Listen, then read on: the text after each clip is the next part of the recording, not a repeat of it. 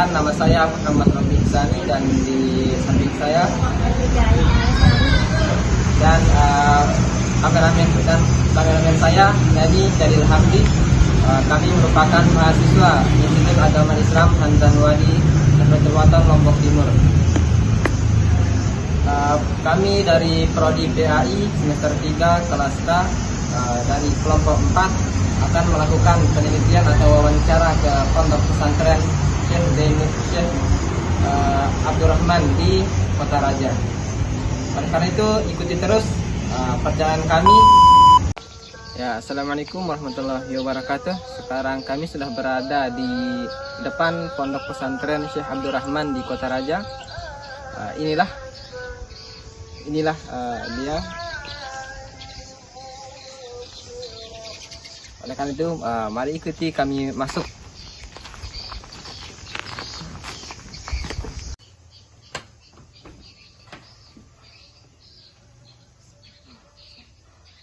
Waalaikumsalam. Oke, sekarang kami sudah berada di pondok pesantren Syekh Abdurrahman, dan sekarang kami ditemani dengan pengasuh dari pondok pesantren Syekh Abdurrahman. Langsung saja izin untuk mewawancarai. Saya akan bertanya lebih dulu untuk menanyakan bagaimana asal usul dari pondok pesantren ini dan sudah berapa lama tahun pondok pesantren ini berdiri. Terima kasih. Untuk sekarang alhamdulillah untuk pondok pesantren ini yang kami sampaikan dulu asal usulnya. Pertama dulu di sini baru berdiri pondoknya baru 3 tahun berjalan. Untuk sekolahnya kita ada di sebelah selatan, nama gubuknya Dalam Laut, di mana di sana sudah lama berdiri angkatan pertama tahun yang kemarin. Dan alhamdulillah untuk SMP-nya saja, untuk SMA baru kami ada kelas 3 saja. Ya insya Allah tahun ini baru ada pelepasan untuk angkatan pertamanya, yang dimana kami pindah ke sini pada tahun 2021, baru 2 tahun dan 3 tahun berjalan insya Allah untuk tahun ini untuk pondok dan sekolahnya. Dan yang insya Allah sekolah SMP-nya akan pindah ke sini, yang dimana ruangannya ada di belakang, yang dimana baru jadi dibangun kemarin-kemarin. Itu untuk biografi pondok pesantren ini.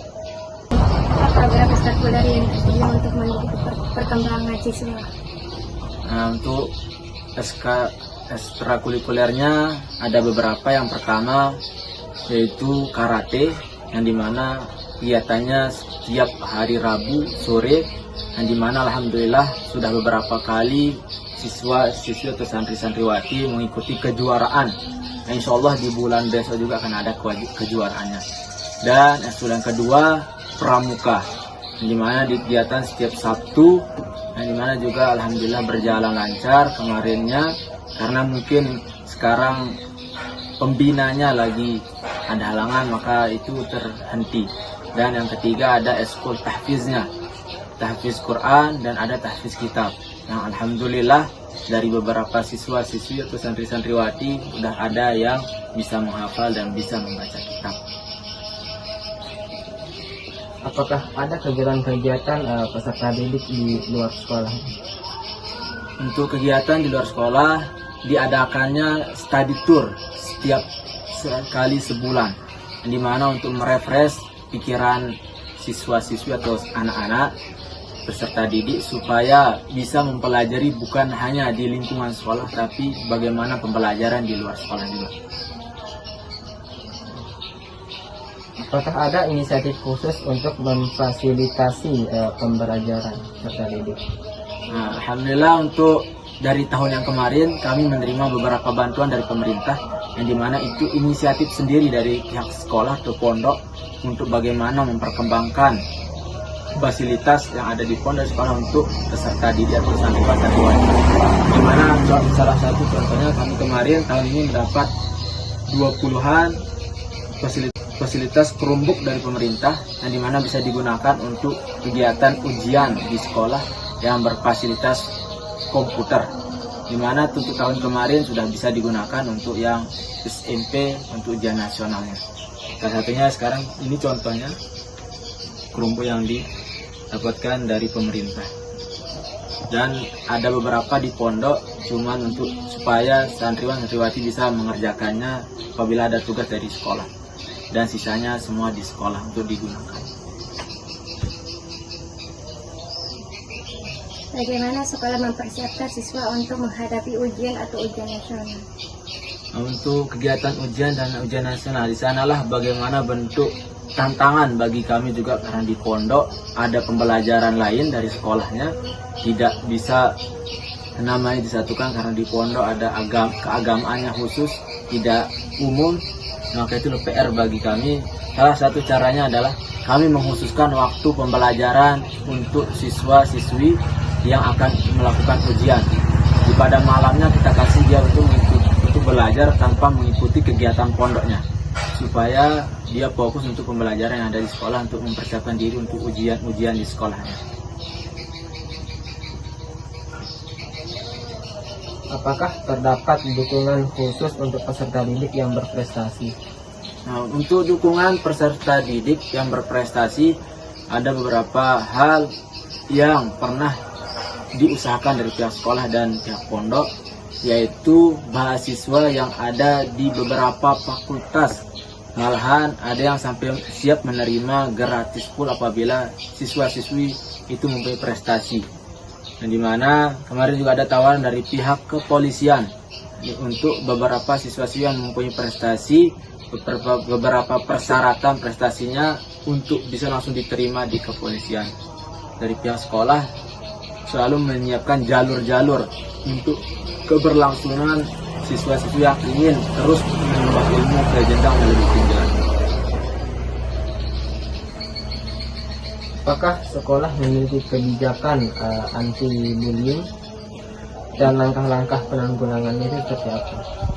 Nah, karena di era ini atau di zamannya sekarang lagi tenar-tenar tuh lagi bagaimana viral-viralnya banyak kejadian bullying di beberapa sekolah, malahan yang ada di Lombok Timur pun sudah ada. Dan tidak terlepas sebenarnya dari semua sekolah ada, cuman untuk dari pihak kami di sekolah beberapa cara telah diterapkan. Yang pertama, apabila ada pembullying, kita langsung mengambil tindak tegas saja, yaitu dipanggil orang tuanya dan kami bisa untuk mengeluarkan secara tidak hormat, karena bagaimana seorang anak harus dididik dengan tegas juga.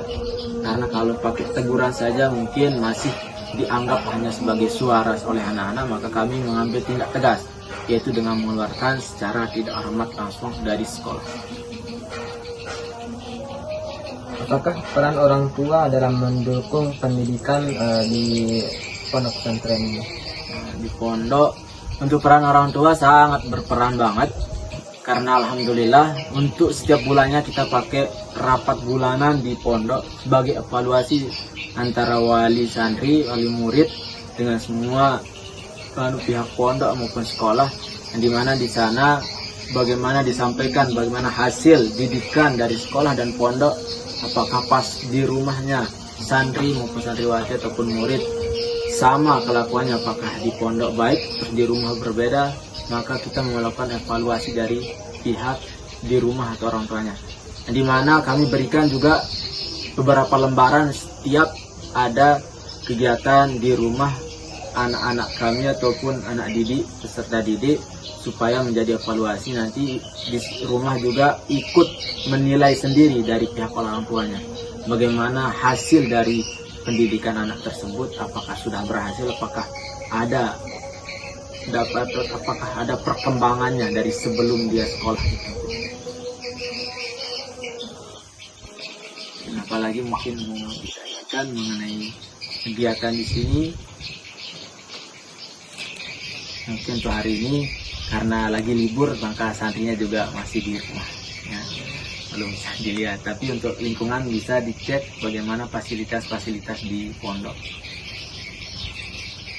Ya, mungkin itu saja pertanyaan dari kami. Terima kasih atas penjelasan dan informasi yang telah disampaikan. Ya, itu saja.